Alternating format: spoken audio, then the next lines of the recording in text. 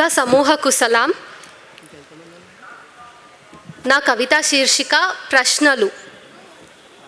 ఇది కొన్ని వేదికల్లో చదవద్దన్నారు, అందుకే ఇదే చదవాలని నా మొండితనం.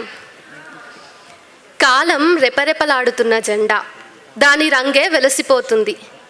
వెరసి కాషాయీకరణ చెందొచ్చేమో చెప్పలేం. ఇసుక తిన్నెలు, ఎడారి దిబ్బలు ఆకునో కాయనో కనలేక రోధిస్తున్నాయి. అక్కడ దేవుడి నినాదాలు ప్రతిధ్వనిస్తూనే ఉన్నాయి. మరి ఇప్పుడు గర్భగుడులు శూన్యపు రెక్కలు విస్తరిస్తూ ఖాళీతనాన్ని ప్రకటించుకుంటున్నాయి. భక్తుల రాక్షస చర్యలను కట్టడి చేయలేని దేవుళ్ళిప్పుడు చేతులెత్తేశారు. ఎవరు పాలకులో ఎవరు భక్షకులో సందేహాలు, సందేశాలు. విచక్షణతో అర్థం చేసుకోవాలే గాని గుడ్డిగా అడుగులు కలపకూడని ఎమర్జెన్సీ రకపు కాలం ఇది. ప్రశ్నలు ప్రశ్నలు. భవిష్యత్ తరానికి అస్థిపంజరాల డబ్బాలో బోల్డ్ అన్ని ప్రశ్నలు.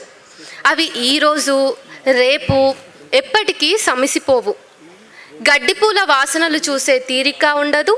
చెలరేగుతున్న మంటల సమాజంలో మతాలు ఆజ్యంగా నిలుస్తుంటే, రైటిస్టులు లెఫ్టిస్టుల పుంఖానుపుంఖాల ఉపన్యాసాల మధ్య, టీవీ ఛానళ్లలో వాదోపవాదాల మధ్య, నిజాలో అబద్ధాలో బేరీజు వేయలేని మా యువత గందరగోళంలో నెత్తులు బరుక్కుంటున్నప్పుడు, అసలైన మేధావులు కూడా నిగ్గదేల్చలేక చేతులెత్తేసినప్పుడు, ధైర్యం మనిషై గొంతు విప్పిన వాళ్లను జైలు గోడల లోపలే సమాధి చేస్తున్నప్పుడు, నిజం నోరు దాటేలోపే బుల్డోజర్ నీ ఇంటి నెత్తి మీదకు ఎక్కుపెట్టి ఉంటుంది.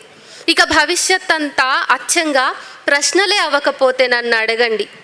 పదవి కోసమో డబ్బు కోసమో కార్పొరేట్ కుక్కల ప్రసన్నం కోసమో ప్రాణాలు తీసే మానాలు తీసే కులము మతము రాజ్యపు స్వభావమైన ఈ దేశంలో నాలాంటి యువత ప్రాణాలు పూచీకత్తు పెట్టి వ్యక్తి పూజల విషం ఎక్కిస్తున్నంత కాలం, అంధభక్తిలో నిజాన్ని సమాధి చేస్తున్నంత కాలం, మరో తరం హత్య కాబడుతున్న చోట ప్రశ్నల గంటలు, మారణ మంటలు, ఫాసిస్టు విధానాలు గాక మరింకేం పురోగతో పురుడు పోసుకుంటుందని ఆశలతో బ్రతకండి పిచ్చి సన్నాసులారా. Thank you.